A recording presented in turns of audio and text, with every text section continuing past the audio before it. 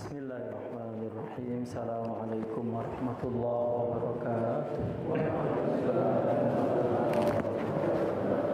Alhamdulillah wassalatu wassalamu ala Rasulillah sallallahu alaihi wasallam wa ala alihi wa ashabihi wa mawalah, amma ba'du.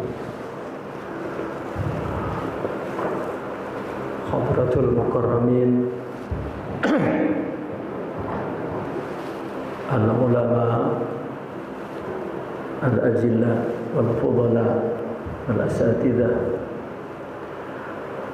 muslimin, hadirin yang berbahagia, para kiai, tanpa menyebutkan satu persatu, namanya belum ada yang tahu soalnya. Ya. Mohon dibukakan pintu maaf yang seluas-luasnya. Ra'isul Jilsa Khuna Al-Ustaz Abdul Halim Al-Said.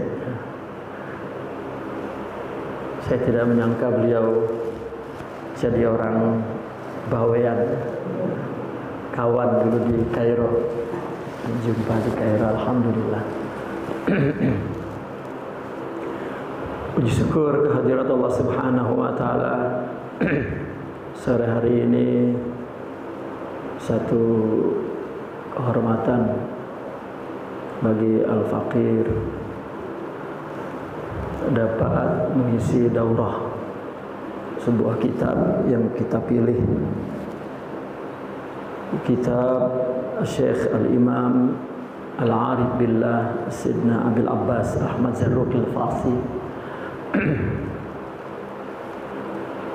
Daurah salah satu kitab beliau, Muqaddimatut Tasawuf wa Haqiqatuhu wa Natijatuh.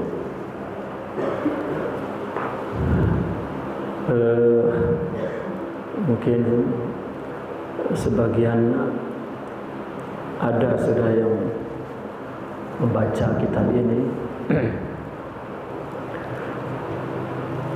Dan kitab yang ada di tangan antum semua itu kitab terjemah.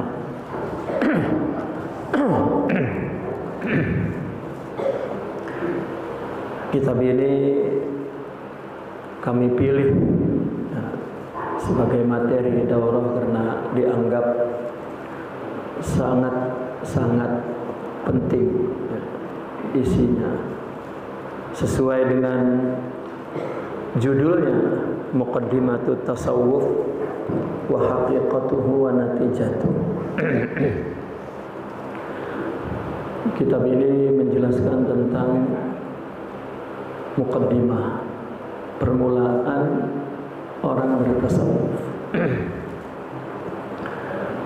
Sebetulnya mula-mula orang bertasawuf itu apa yang terjadi di dalam jiwanya. Kita semua tahu bahwa menyebut orang yang bertasawuf itu disebut as-sa'ir ilallah, as-salik ilallah, orang yang berjalan menuju kepada Allah. Sehingga maqamat ruhiyah diumpamakan seperti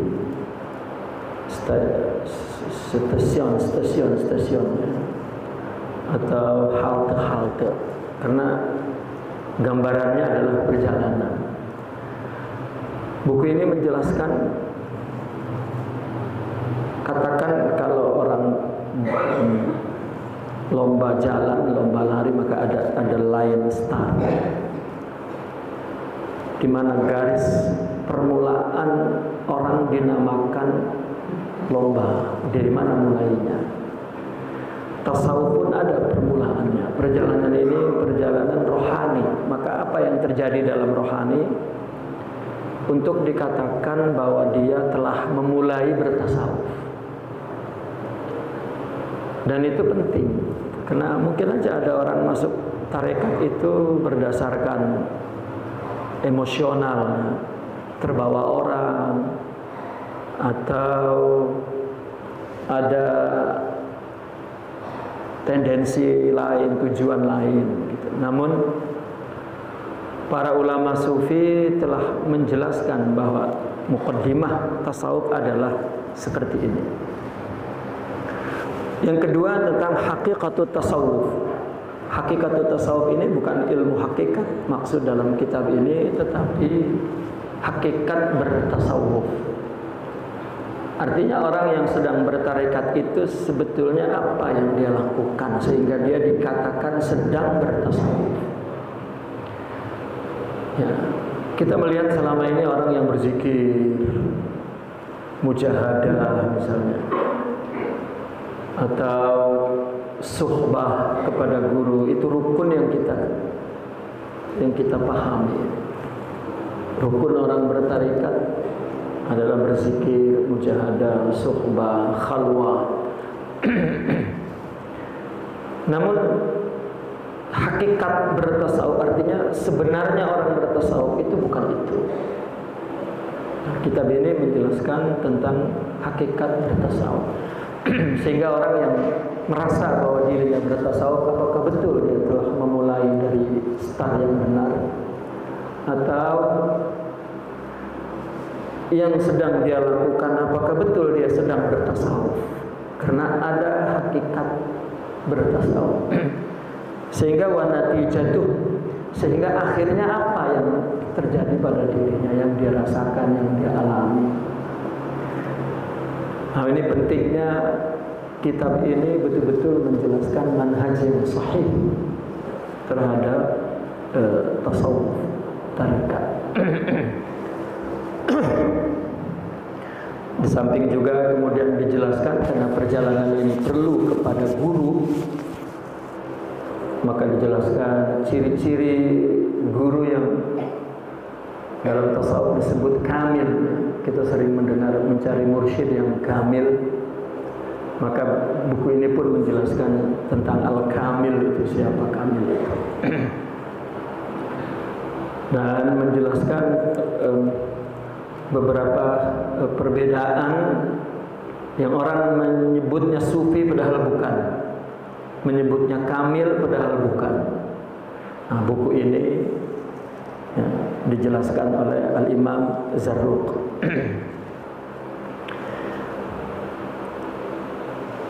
Imam Al-Zarruq ini termasuk dalam silsilah Thariqatus Syaziliyah. Ya. Di atasnya beliau sampai kepada Al-Imam Ibn Athaillah Sakandari. Ya. Al-Imam Ibn Athaillah Sakandari murid dari Syekh Abul Abbas Al-Mursi, dan kemudian Imam Abul Abbas satu-satunya khalifah dari Abul Hasan Syazili radhiyallahu anhu wa ardhah. Al-Imam Ahmad Zarruq ini termasuk dalam silsilah mursyidin dalam tarekat Asy-Syaziliyah. Dan kebetulan Al-Faqir bertarekat Syaziliyah dan memang silsilahnya kepada Imam Zarruq dan berakhir di Al-Imam Ibn Athaillah Sakandari. Banyak sekali buku-buku yang ditulis oleh para mursyidin daripada tarekat Syaziliyah. Ya. Bahkan seperti tarekat Tijaniyah misalnya, marojek utamanya, bahkan silsilah pertamanya itu artinya beranak daripada tarekat Syaziliyah. Sehingga sumber utama mereka secara ilmiah adalah buku-buku Syazili. Imam Zarruq ini ulama abad 9 Hijriah ya. Beliau dilahirkan 846, kemudian wafat tahun 899 dalam usia 53 tahun. Ya, beliau di Maghrib. Maghrib itu punya kesamaan dengan Nusantara ini dalam thawabit diniyah, ciri-ciri keislamannya, di mana akidah mereka adalah Asy'ariyah, Maturidiyah, kemudian mereka ahli sunnah wal jamaah, fikihnya Maliki, hanya kita Syafi'i. Dan tasawufnya sama-sama Al-Junaidi, ya, Al-Junaidi Al-Ghazali, ya. Dan dulu, zaman dulu, tapi Nusantara zaman dulu, sawabitnya hampir serupa, bahwa Al-Imaratu Ahlil Bait. Dulu kepemerintahannya, kesultanannya adalah Ahlil Bait. Dan juga ada kesamaan bahwa dalam tasawuf hakikatnya adalah Abi Yazid al-Bistami, Imamul Hallaj, dan juga Al-Imam Ibn Arabi. Ya, ulama kita sangat terpengaruh dengan tiga tokoh pemikiran itu, bahwa ketika Islam masuk ke Nusantara, memang para pakar sejarah ada yang berpendapat sejak zaman Umar bin Khattab, ada yang mengatakan mulainya sejak zaman Sayyidina Utsman ibn Affan. Kalau merujuk kepada pendapat Buya Hamka atau seorang sejarawan dari UIN itu, Ajumardi Azra, beliau lebih setuju terhadap zaman Sayyidina Utsman bin Affan. Namun itu datang perorangan dan mungkin masanya masa ta'arif, ya, masa pengenalan.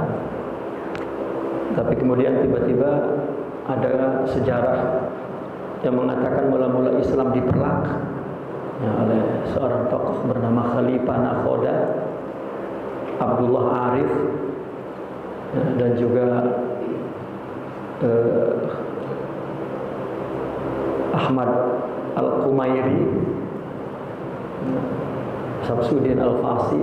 Itu tokoh-tokoh pertama. Ternyata mereka adalah murid kepada Abi Yazid al-Bistami, murid kepada Al-Junaidi al-Baghdadi. Jadi murid Imam Junaidi, murid Abi Yazid, sudah membangun sebuah masyarakat Islam di Aceh sejak Islam pada periode kedua lah setelah zaman Sayyidina Utsman bin Affan. Itu sudah, kedatangan Islam sudah diwarnai dengan tasawuf.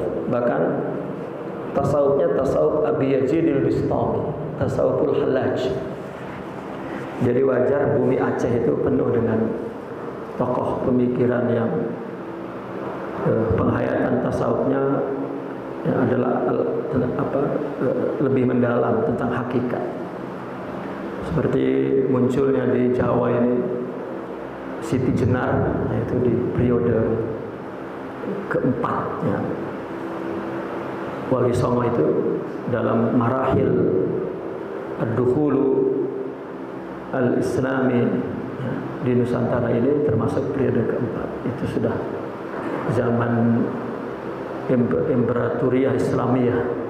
Islam sudah membentuk, ya, kerajaan politik, ya, setelah sebagai sebuah dakwah.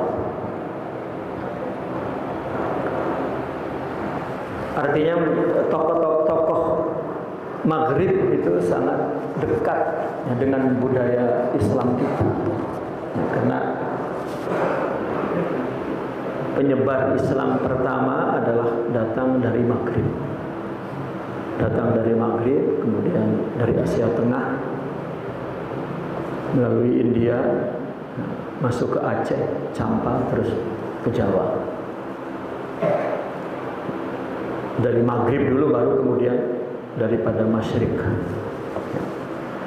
Maka boleh jadi Nusantara ini dari segi tasawuf, ya, tempat persinggahan tasawuf Maghrib dan Masyrik.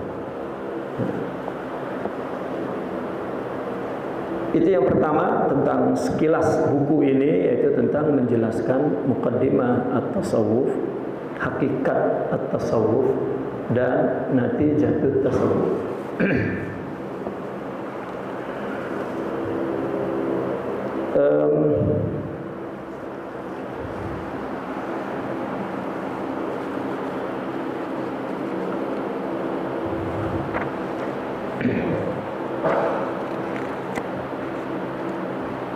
Kita bisa mulai sore ini satu paragraf saja dulu ya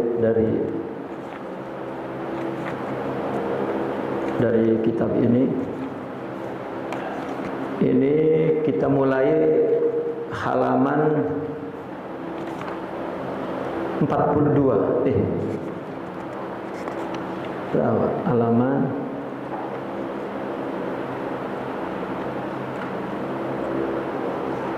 berapa mulainya, Pak?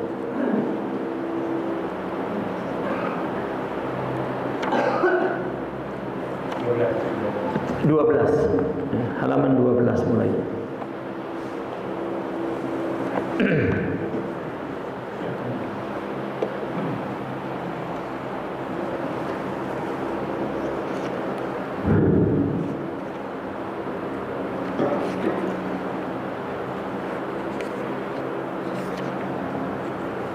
Dan sebagai pengetahuan bahwa Sidi Ahmad Zarruq ini dia faqih sebelum sufi. Itu mungkin sesuai dengan pandangan Al-Imam Syafi'i, kun faqihan ya, sufian wala takun aqsuh. Jadilah seorang faqih sufi, bukan sufi faqih.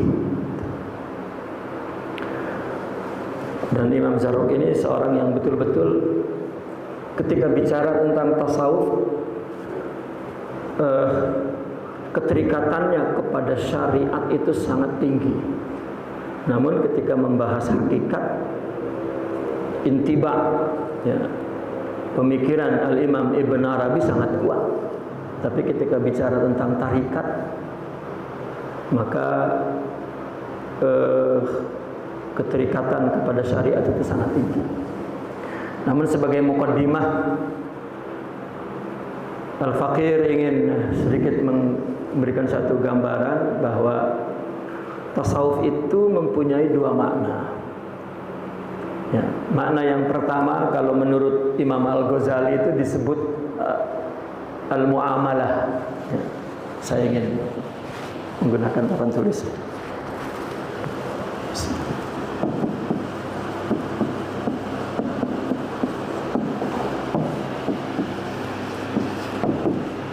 Jika kita menyebut kata tasawuf, maka maksudnya adalah salah satu daripada dua makna ini. Makna yang pertama, kalau meminjam istilah Imam Al-Ghazali adalah tasawuf muamalah. Yang kedua, tasawuf mukasyafah. Atau sering disebut as-sayr ilallah. Ini as-sayr fillah. Ada yang menyebut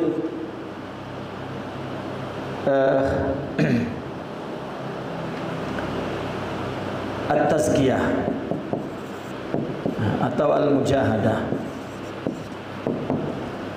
Di sininya disebut asy-syuhud wal kashf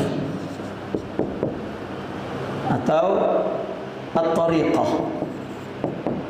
Maka di sininya al-haqiqah.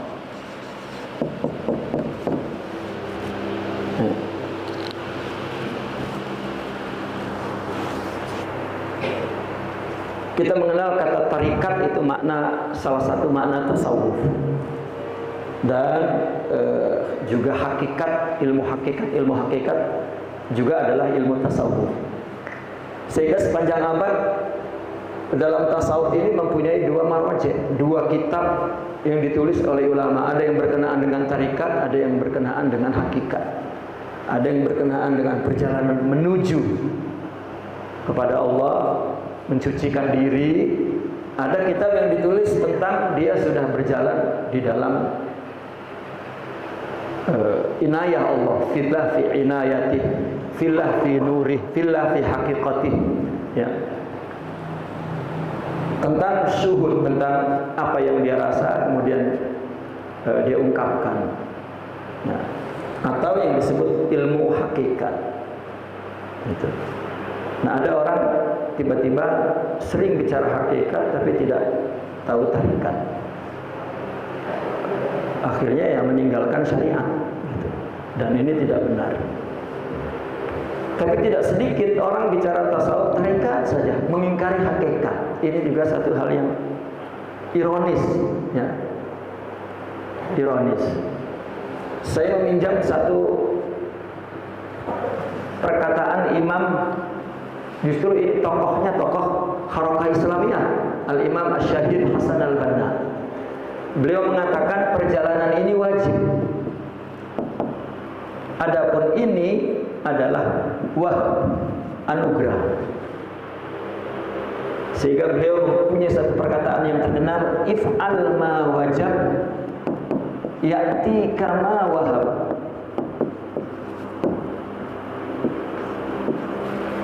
Lakukan tarikat akan dapat hakikat. Gitu. Seolah begitu. Jadi orang bertasawuf jangan terus kepada hakikat, karena ini natijah. Apa yang mereka baca hanyalah ilmu, tidak mendapatkan hakikatnya. Kalau ilmu ya ilmu saja, apapun ya ilmu. Mungkin ada yang profesor dalam bidang hakikat tetapi ya tidak mengerti apa-apa, gitu. Jadi mestinya dilakukan itu, maka disebut muamalah, berkaitan dengan amal. Baru ini mukasyafah yang Allah singkapkan. Dia berjalan menuju dulu baru sampai. Ya. Atau ini kalau prakteknya ada dua, ada tahalli baru tajalli. Ya. Gitu. Di sini ada tahalli, ada tahalli baru kemudian tajalli. Jadi orang yang bertasawuf hanya membaca kitab-kitab hakikat kemudian mengaku bahwa dia wali, hanya ini timbul halusinasi, timbul pikiran-pikiran inhiraf, ya. Ini akibat dia membaca satu kepribadian ruhiyah yang dia tidak punya ruhiyah itu. Jadi akhirnya halusinasi. Mungkin akan selalu berbicara tentang, ya saya ketemu Nabi Khidir, saya ketemu, jadi itu aja tasawufnya. Ya. Jadi pengikutnya nanti jadi gila semua ngikutin yang begitu itu. Ada yang bicara tentang tarekat saja, tarekat tentang mujahadah, puasa, tapi mengingkari hakikat. Gimana lakukanlah yang wajib akan sampai kepada anugerah ini, berarti ini kan salah jalannya. Nah, maka buku ini menjelaskan tentang sebetulnya orang bertarekat itu mula-mulanya apa, dan ketika dia berjalan real yang dia lakukan itu apa, sehingga hasilnya itu betul. Ya, hasilnya adalah ini. Gitu. Dan yang sering dikritik oleh saudara-saudara kita yang sebelah sana, yang dikatakan murtad, zindik, itu karena mereka membaca ini. Inilah yang dikenal penulis-penulis atau maroje atau tokohnya adalah seperti Abi Yazid al-Bistami yang pokal, Hallaj Ibn Arabi itu pokal terhadap bidang-bidang ini, Abdul Karim Al-Jili, Abdul Ghani An-Nabulsi, As-Sarawardi, ya, banyak, dan sering dizindik-zindikan karena mereka membaca ini. Karena ini bahasanya kan simbolik. Ya, bahasa di sini bahasa simbolik, bahasa kinaya, bahasa khayaliyah yang menggunakan, bahkan tidak sedikit menggunakan istilah filsafat. Itu makanya sering dikatakan ini dari Yunani, ini dari Buza, ini itu di sini. Adapun kalau kita baca buku di sini nggak ada yang keliru. Ya, semuanya syar'i, zikir, ya. Tapi karena udah telanjur benci kepada tasawuf, hatta zikirnya juga dipermasalahkan. Zikir jama'i bid'ah misalnya dan sebagainya. Ya. Terus mujahadah, ya, dan lain sebagainya. Ini tidak ada yang bertentangan dengan syariat. Gitu. Nah, sering orang yang uniknya lagi menolak ini,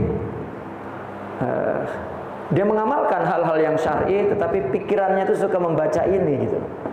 Nah, maka timbul klenik-klenik begitu. Ini juga salah satu penyimpangan dalam tarikat. Ya, sya'wazah istilahnya, klenik itu sya'wazah. Ya, inhirafat, khurafat, tahayyulat, gitu. Karena mereka tidak memiliki hakikat, maka timbul mitos-mitos itu. Nah, maka kita mesti mengerti bahwa tasawuf itu memang punya dua makna untuk menunjukkan perjalanannya. Dan kalau kita cari dalilnya sebetulnya sangat jelas, yaitu al-ihsan. Ihsan kan yang didefinisikan oleh Nabi, anta'budallah ka'annaka tarah. Ya ini. Nah, kemudian wa in lam takun tarah fa innahu yara. Ya ini. Itu. Jika kamu tidak punya syuhud, jika kamu tidak menyaksikan Allah, maka engkau mesti menciptakan rasa disaksikan oleh Allah. Dan ini semua upaya tarekat itu, tazkiyah itu, bagaimana agar ya dia merasa dilihati oleh Allah. Nah, muraqabatullah itu ya, bahwa kita merasakan fa in lam takun tarah fa innahu yara. Kan itu dijelaskan oleh Rasulullah, Allah melihat. Nah, maka kita mesti membetulkan ibadah kita untuk Allah karena Allah melihat. Nah, ini yang dijabarkan buku ini, buku tarikat, bukan buku hakikat. Ya, yaitu tentang bagaimana permulaannya, sebetulnya apa yang ya dilakukan oleh mereka. Ya. Dan ada istilah lagi, ya. Kita sering mendengar kata tarikat, ya. Dan kata tariqus sufi, tariqatus sufi. Dalam buku-buku tasawuf kita akan berjumpa dengan dua istilah yang mungkin dalam konteks tertentu ya, dianggap maknanya sama, tapi asal istilah itu ya, mereka maksudkan berbeda. Ya. Tariq, kita tahu tariqun itu wazan fa'ilun. Kalau tariqatun wazan fa'ilatun.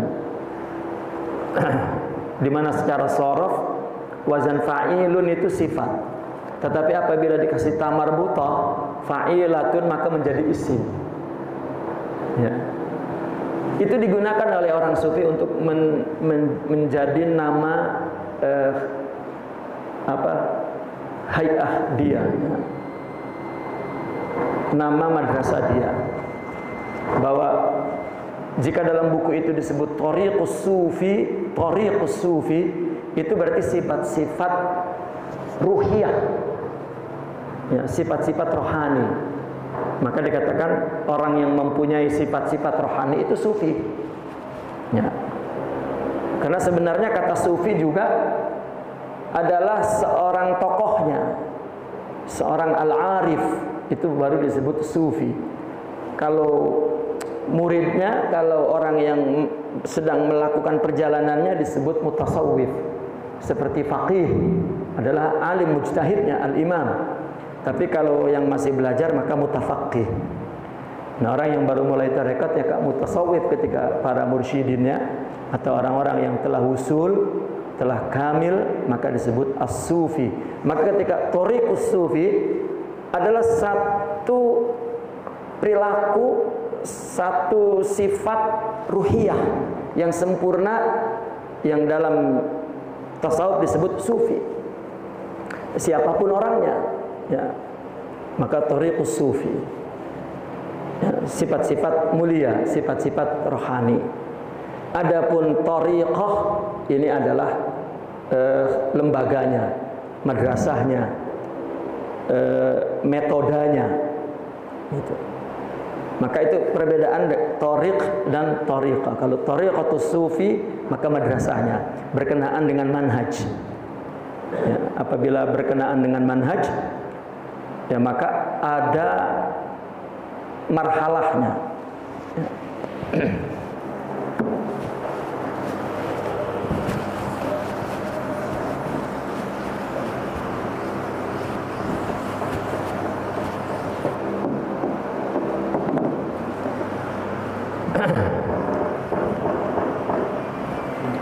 Maka kita mengenal istilah tariq dan tariqah.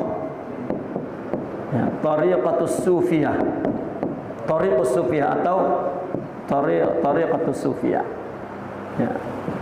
Kalau ini adalah bicara tentang isinya, kontennya, ya, madmunnya, sosoknya, sifatnya, ruhiyah.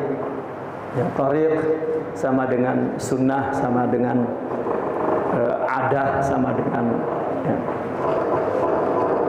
perilaku atau as-suluk, ya, suluk.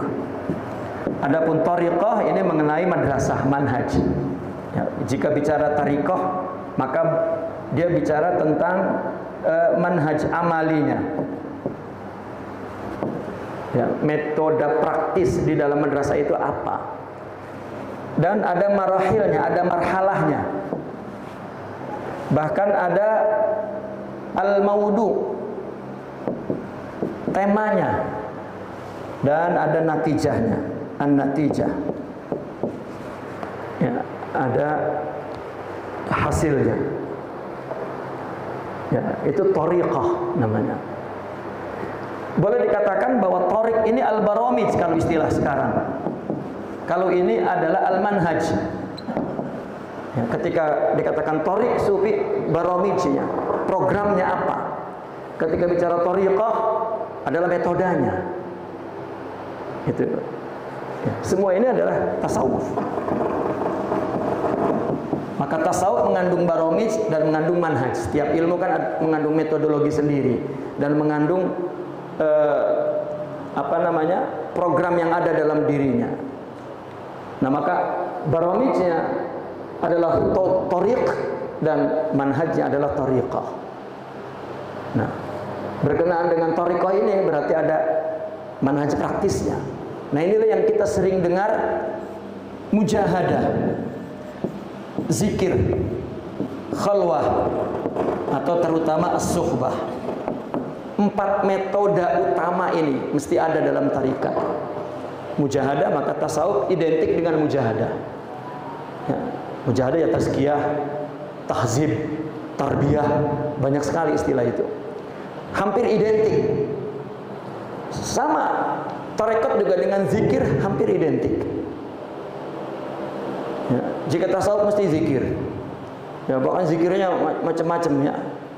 Ada yang uplak banget zikirnya itu. Ya, sampai saudara kita yang sebelah sana pusing, ini bid'ah. Ya, saking uplaknya itu. Dan itu sangat identik dengan tasawuf. Khalwah, ya, orang kalau di Melayu itu disebut suluh, ya, suluh, ya, 3 hari, seminggu, 40 hari suluh.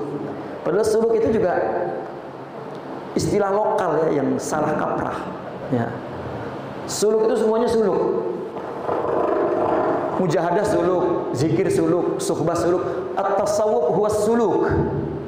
Tapi mungkin dulu kok ada orang tapa gitu loh. Ini kayak Hindu, kayak Buddha, maka mungkin ditanya tuan gurunya, ini suluk gitu. Sama dengan di Jawa ini orang zikir disebut mujahadah. Ya, zikir habis maghrib di masjid, kita tanya kiainya mana sedang mujahadah. Saya pernah dulu ke Jogja, Pak Kiai Zainal Abidin ya. Maghrib dalam situ ketemu ibu nyainya, datang masjid ya, datang mujahadah. Saya pikir, mujahadah. Ya. Saya pikir sedang suluk gitu, rupanya sedang zikir. Itu juga istilah-istilah lokal ya. Dan yang terpenting di dalam manhaj ini adalah as-suhbah. Ya, ini mungkin hal-hal yang tidak ada di sini tapi sangat penting dalam tarekat itu, dalam tasawuf itu.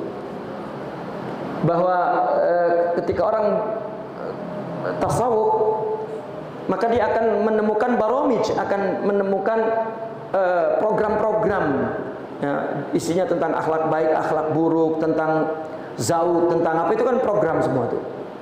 Kalau dipelajari secara akademis, ya udah dia mempelajari ilmu tasawuf aja.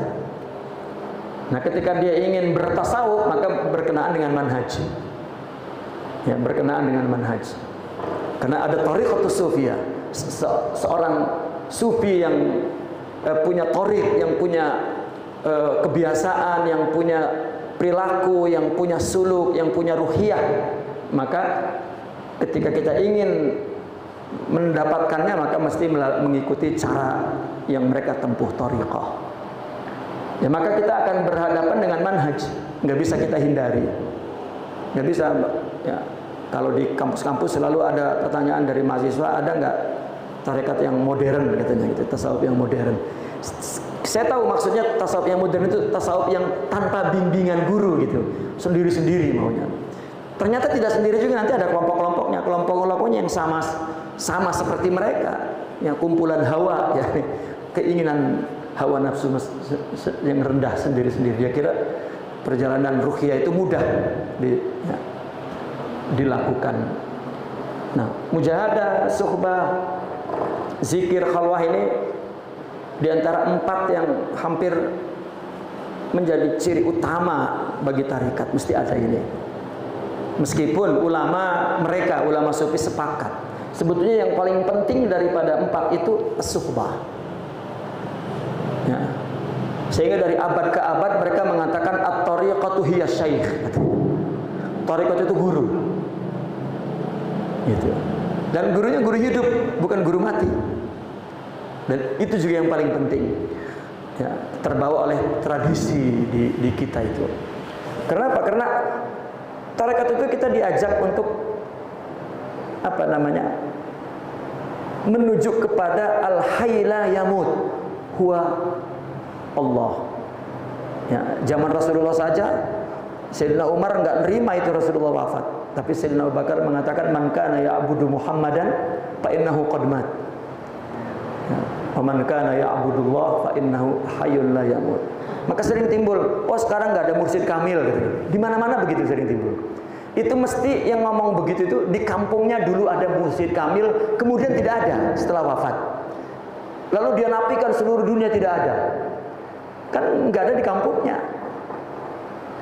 Itu wah nggak ada lagi yang ya, semua itu saya temukan. Apalagi di Banten. Ya, menafikan ada mursyid di luar Banten itu menafikan sekali. Ya, karena di Bantennya kosong kan gitu. Ya, padahal kalau orang mengatakan wah sekarang nggak ada mursyid kamil karena dunia udah rusak, ini yang mereka langgar pertama adalah akidah.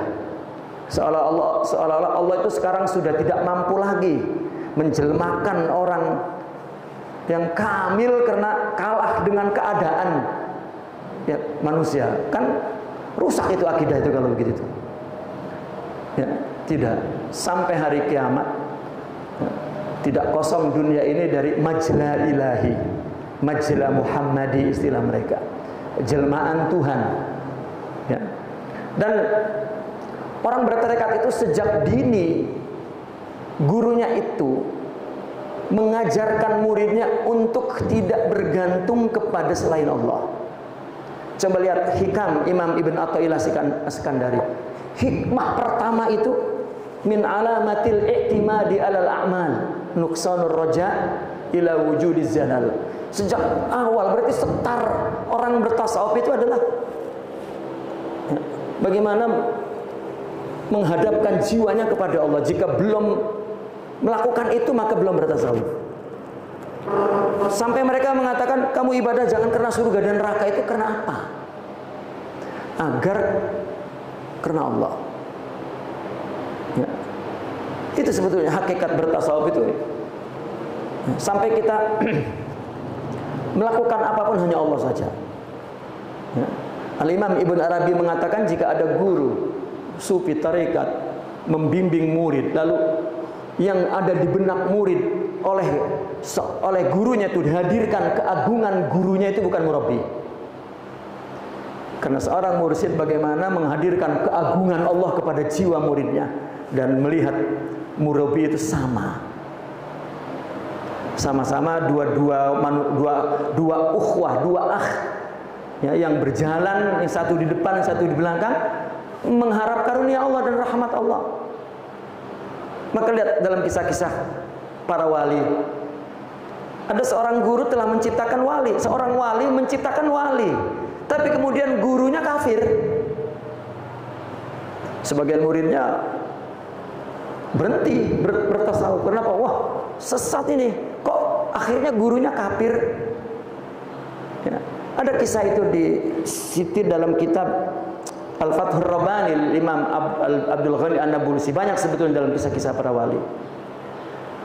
Seorang syekh murabbi tua dan muridnya sudah banyak yang menjadi khalifahnya, menjadi seorang yang kamil, tapi tiba-tiba dia kafir karena seorang wanita. Dia sedang ngajar, ada perempuan muda lewat, ya, tabarruj, ya, kelihatan bagian-bagian tubuhnya lewat, ya, bengong begitu, terus tertarik lalu dikejarnya. Rupanya masuk ke rumah pastor. Lalu dia tanya, saya melihat ada wanita masuk ke rumah engkau, saya ingin menikahinya. Oh, itu putri saya. Enggak, ya saya ingin menikahnya. Enggak bisa. Buang itu imamahmu dan jubahmu, dia buang. Oh, maksud saya bukan itu, agamamu saya buang. Kafir kan terus. Kan seorang pastor itu nggak menyangka sampai terjadi seperti itu. Oh, tidak bisa, kalau masuk ke kami Kristen mesti mengembala dulu. Ya, karena memang kami mencari domba-domba yang sesat gitu. Jadi disuruh mengembala dulu. Jadi dia mengembala. Ya, nggak salah-salah sudah di kebon aja. Muridnya semua sudah rame, sebagiannya sudah murtad lah, sudah keluar. Tapi sebagian muridnya yang masih percaya lapor kepada murid-muridnya yang senior yang. Nah, setelah diberitahu maka datanglah murid yang setelah itu dan ya, mengunjungi syekh itu di kebun. Maka dia, assalamualaikum ya syekhi. Ya, maka syekh itu marah, ana lastu syekhak, ughrubanni. Ya, saya bukan guru kamu, tinggalkan aku. La anta syekhi. Dan diusirnya tetap nggak mau. Apa kata muridnya? Dulu engkau selalu mengatakan kepada kami bahwa hati manusia di tangan Allah, tidak di tangan siapa-siapa. Engkaulah yang mempertemukan, yang menjalankan aku sampai kepada Allah, sehingga aku tidak melihat kecuali Allah. Dan sekarang Allah juga menghadirkan engkau sekali lagi mengajarkan kepada aku bahwa betul-betul manusia tidak berdaya dan semuanya di tangan Allah. Kan berhasil berarti si guru ini menghadirkan keagungan Allah di dadanya dan tidak pernah mengikuti seseorang. Allah itu yang tertanam dalam tasawuf. Allah, sampai guru kami mengatakan Allahu bas, katanya. Allah saja. Ya. Selalu guru kami mengatakan ana lastu Superman, ana lastu Batman, ana lastu Spiderman, katanya. Ana abdun dhaif, tafran, fakir. Ya, saya bukan Superman, saya bukan Batman, saya hamba yang lemah, berada di dalam naungan rahmat Allah, yang ya, menjadi hamba Allah, yang membawa orang kepada Allah, dan Anda hamba Allah, silakan. Itu yang terbentuk dalam jiwa. Itu makanya sebabnya dikatakan al-manhaj al-amali dalam tarekat itu adalah asy-syaikh. Karena kalau dia baca sendiri, melakukan dakwah zikir sendiri, mujahadah sendiri, ini sama juga balon ya. Dia membengkakkan badannya sendiri, menghebatkan badannya sendiri sampai jadi wali, lalu ngaku wali sendiri. Ya. Kalau kata Sidi Abdul Abbas, ya, bajiluni wa azimuni nahnu taisun kabir, katanya. Ya. Saya ini kerbau dungu, ya. Tapi mengakunya aku wali aku. Nah, itu salah satu kegagalan bertarekat itu jika tidak mengikuti manhaj al-amali. Bahkan dalam salah satu buku, di buku ini saya lupa ya, beliau mengatakan bahwa pada titik kewajiban mengikuti syekh itu justru ketika di sini. Mana tadi? Kan tadi marhalah. Ini marhalah. Ini marhalah kan ada 3. Takhalli, tahalli, tajalli. Ya, marhalahnya. Ada istilah lain, ini disebut takwa. Karena orang membuang sifat buruk itu bagaimana caranya? Ya mengamalkan syariat. Ya. Tasawuf dikatakan tazkiyah, ini kan di marhalah takhalli. Ya. Ya, di marhalah, di fase tahalli, membuang sifat buruk, itu kan tazkiyah namanya. Sebetulnya bukan membuang sifat buruk pergi ke gunung lalu bertapa 20 tahun. Itu makin buruk. Ya, tidak. Realnya orang melakukan tahalli atau tazkiyah itu komitmen terhadap semua perintah syariat. Tapi lakukan karena Allah, bukan karena nafsu. Itu tazkiyah. Dan tasawuf itu sendiri itu hakikatnya. Kenapa sampai identik dengan tazkiyah? Ya, karena dia orang yang sedang membersihkan hidupnya, ya, apakah urusan ibadah, apa urusan muamalah, lillah la li ajlin nafas. Itu realnya tahalli, realnya tazkiyah. Itu. Nah, ini kalau kita lihat istilah syar'inya, fi dairati taqwa, ya di daerah takwa, dia melatih diri untuk bertazkiyah itu di situ. Ya. Jangan dikira orang apabila bertasawuf dia zikir 1 hari 20 juta, terus setelah itu di rumah tidak terikat dengan syariat, dengan keluarganya di perdagangannya tidak terikat dengan syariat. Wah, ini sampai 200 tahun juga nggak jadi apa-apa. Ya. Setengah 6 maghrib di sini. Oh iya, lupa saya pikir di Jakarta kan jam 6 maghribnya. Baik, kita akan lanjutkan setelah Isya nanti insyaallah. Naqifuna walhamdulillah. Al-Fatihah.